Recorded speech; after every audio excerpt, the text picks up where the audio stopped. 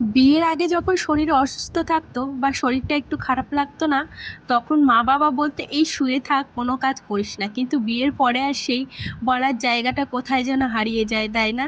খুব মিস করি যখন কোনো শরীর খারাপ হয় না বাবা মাকে। কাল দুপুর থেকেই প্রচণ্ড গলা ব্যথা, কথা খুব একটা বলতে পারছি না।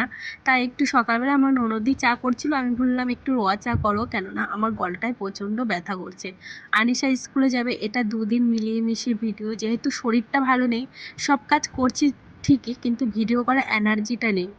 আর সকালবেলা না ঝুল ঝাড়ু যাচ্ছিল, আমার যেই ঝুল ঝাড়ুটা ছিল সেটা না একটু নষ্ট হয়ে গেছে। একটু কথা বলায় অসুবিধা হতে পারে, কেননা এখনও গলায় একটু ব্যথা আছে।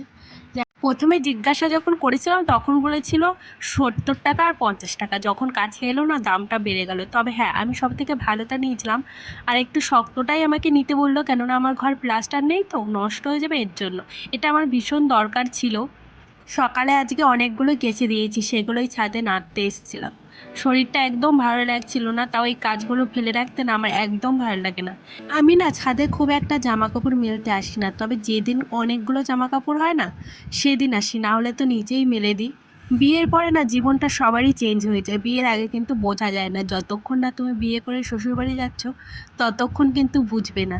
যাই হোক, আর একটা মেয়েরই কিন্তু সব কিছু চেঞ্জ হয় না, একটা ছেলেরও অনেক কিছু মানিয়ে নিতে হয়, অনেক কিছু মেনে নিতে হয়, সেটা কিন্তু দুজনার পক্ষ থেকেই হয়।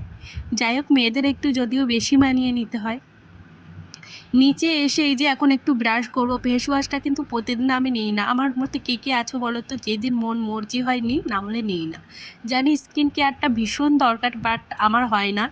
সকালবেলা আজকে রান্নাটা তোমাদের সাথে আর খুব একটা শেয়ার করলাম না, আমার ভীষণ অসুবিধা হচ্ছে ভয়েস দিতে, বারবার গলা আটকে যাচ্ছে। তাও ভাবলাম আজকে ভিডিওটা তোমাদের সাথে আমি শেয়ার করি।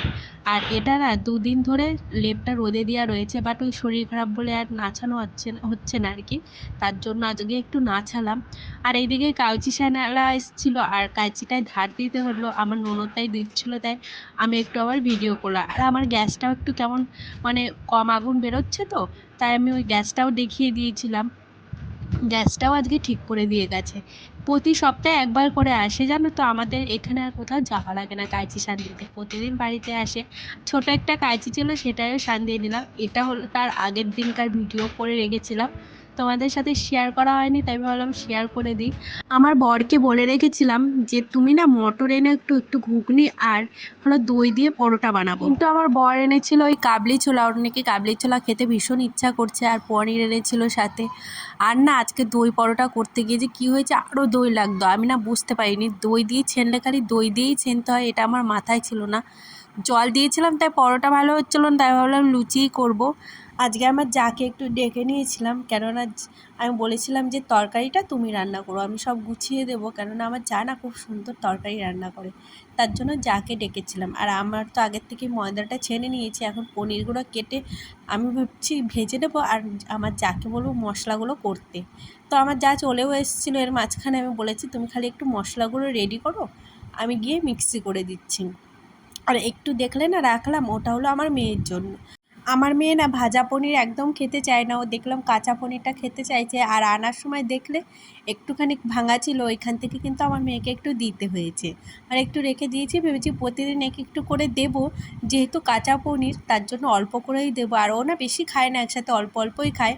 আর এদিকে আমার যা কিন্তু এই যে চাপিয়ে দিয়েছে, আর আমি একটু অন্য কাজে ছিলাম বলে তোমাদের সাথে আর ভালো করে ভিডিওটা শেয়ার করতে পারলাম না। আর আমার যা যতটা মশলা দেয় না, আমি একটু কম মশলা দিয়ে কম তেল দিয়ে রান্না করি আর কি। আমার যা একটু বেশি মশলা বেশি তেল এইসব দিয়ে রান্না করে। আজকে বারবার কেটে কেটে ভয়েসটা দিচ্ছি, এতটা অসুবিধা হচ্ছে না সেখানে আমিই জানি। যাই হোক, এইদিকে আমি লুচিটা ভাজছিলাম, আমার যা ওইদিকে চাপিয়ে দিয়ে চলে গেছে, আর আমি এদিকে লুচিটা ভেজে নিচ্ছিলাম আর কি। আর লুচি না আজকে একদম ভালো ফোলেনি, আমি যেইভাবে ময়দা ছেনি সেইভাবে আজকে মানে ছেনিনি, অন্যরকমভাবে ছেনেছি, যার জন্য মনে হচ্ছে আজকে ফোলেনি। আসলে আমার মাখাতায় এমন ভুল হয়েছে না, আর লুচি যদি বানায় সেটা যদি না ফোলে না, আমার মনটা ভীষণ খারাপ হয়ে যায়, কেন জানি না। আর এদিকে তরকারি দেখো হয়ে গেছে প্রায়, আমি পনিরগুলো ছেড়ে দিলাম। যারা ভিডিওটা দেখছো প্লিজ একটু ম্যানেজ করে নিও, কেননা আমার প্রচণ্ড অসুবিধা হচ্ছে। আর এদিকে দেখো মোটামুটি রান্না হয়ে গেছে, আর এটা অন্য একজনকে দেবো বলে, মানে পাশে বাড়ি কটা বাচ্চা আছে তো তাদের দেবো বলে তাই গুছিয়ে দিচ্ছিলাম। আর আমাদের বাড়ি ভালো কিছু হলে না ওদের আমি সবসময় দিই, যাই হোক, তারপরে যে কিছু বাজার এনেছিল সেগুলোই আমি গুছিয়ে আর কি রাখছিলাম। না হলে না ওই পরের দিন আমার সেই সকালবেলা তাড়াহুড়ো বেঁধে যায় এগুলো গুছিয়ে রাখতে। তাই ভাবলাম ঘুমানোর আগে সব ঠিকঠাক করে দিয়ে যাই, তাহলে আর কোনো সমস্যা হবে না কালকে। যাই হোক, আজকের ভিডিওটা এখানেই শেষ করলাম। কারো কোথাও যদি একটু ভালো লেগে থাকে তাহলে একটা লাইক করে দিও। তো আজকের মতো টাটা, দেখা হচ্ছে নেক্সট ভিডিও।